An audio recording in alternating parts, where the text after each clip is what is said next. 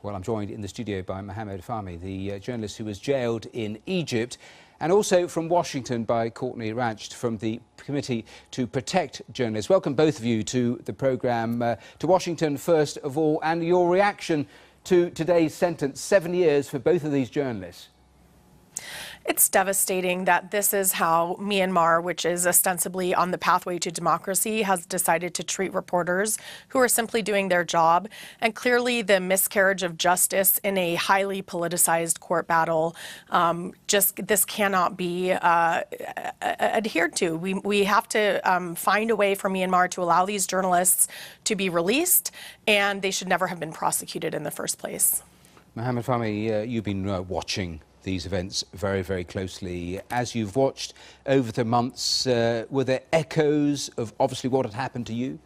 I've been following the story very closely, and today is their worst day. I was sentenced to 7 years with my colleagues from Al Jazeera, and they're in the cell right now, clinging on any hope.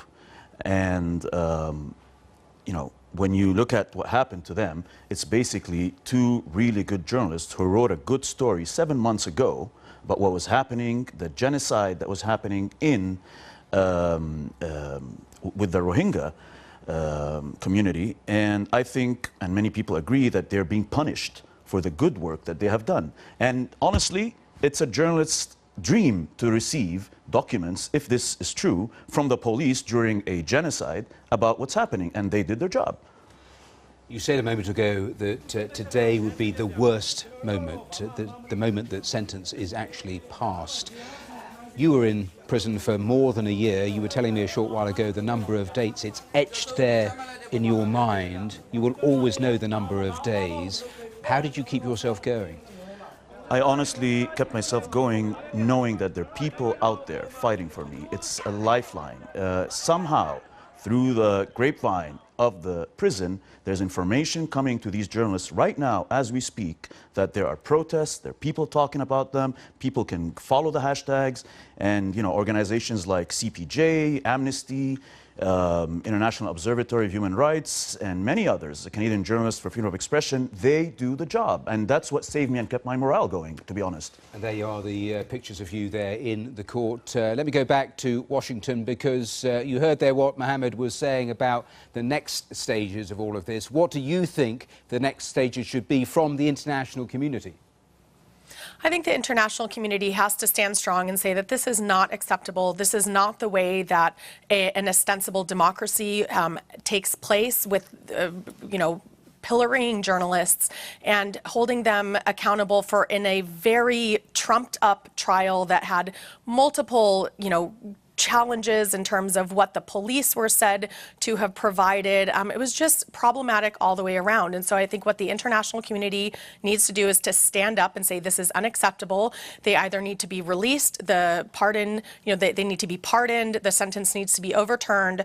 Whatever it is that's in Myanmar's authority to do, they need to do, because these reporters were simply doing their jobs. And I think we have an opportunity to do that with the upcoming United Nations General Assembly conference happening, when you have all of the high-level political leaders, and they should hold Aung San Suu Kyi and her government to account. Isn't the trouble of what you've just said is those calls have been made many times over the last few months. You now have a 7-year sentence. It suggests the authorities in Myanmar feel strong enough to simply ignore that international call.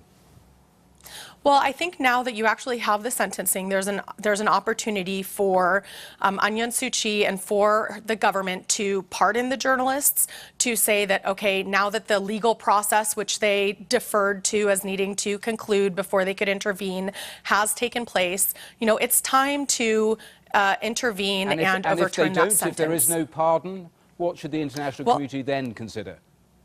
I think that we need to consider how to turn this into a pariah situation, where this is not acceptable for international leaders who jail journalists. We tried to do the same thing, during Mohamed's case and the other cases in Egypt. It's very challenging because, of course, the international community has multiple linkages with every country, including military, aid, diplomatic, but I think that we as civil society at the Committee to Protect Journalists, we are going to advocate for these journalists. Yep. We are going to make make sure that everyone knows their names and that they're not forgotten, and demand their immediate release. Mohamed, you were trying to get in. Yeah, the UN has recently called for the trial and of the generals in Myanmar who are responsible for the genocidal intent that happened with thousands of people being killed. These are the people that should be in prison, not the journalists. And in fact, I think, just like Courtney said about the UN taking a more serious action, these governments are usually very fragile. Governments like Iran and many other governments, and Myanmar, I can name a lot of them, would worry when there's such pressure at the UN at many levels. The trouble is they haven't worried so far, and there's been considerable pressure thus far. I was going to ask you, in terms of your case in Egypt, did that international clamour that happened with your case, did that help or hinder, in your view? There is no doubt that the pressure helped, but it's also like walking on eggshells. You can't push so much, you gotta weigh it, because at the end there's also deals that happen behind closed doors, and there might be aid that you can cut off the Myanmar government. And honestly, I know many activists right now who are very upset about this sentence today, and I think the pressure continues. I had I was grateful that I had the support of good lawyers and Amal Clooney, who helped a lot, and I believe she is involved in this case as well, in defending these two very good journalists. And there on the screen, of course, those pictures, those moments where you were in court facing exactly what we've seen there in Myanmar today.